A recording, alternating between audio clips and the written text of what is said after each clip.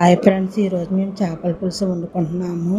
ముందుగా చేప ముక్కలను ఒక గిన్నెలో వేసుకుని వాటిని శుభ్రంగా కడుక్కొని పక్కన పెట్టుకోవాలి.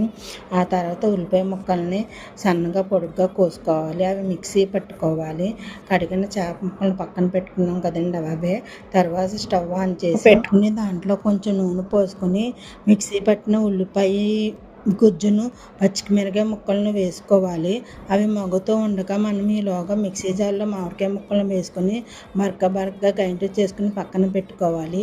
ఈ మగ్గిన ఉల్లిపాయల్లోనూ అల్లం వెల్లిపాయ పేస్టు, ధనియాలు, జీలకర్ర పొడి వేసుకుని ఒకసారి కలుపుకొని అందులో మిక్సీ పట్టిన మామిడికాయ ముక్కలను, చింతపండు పులుసును పోసుకొని చేప ముక్కలను వేసుకొని రుచికి సరిపడా కారం, ఉప్పు వేసుకొని ఒకసారి కలుపుకొని సరిపడా ముక్కలు ములిగేలాగా కొంచెం నీళ్లు పోసుకోవాలి.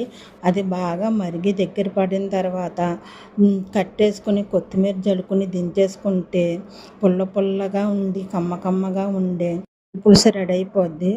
అది వేడి అన్నంలో వేసుకు తింటే చాలా రుచిగా ఉంటుంది. Bye, please subscribe.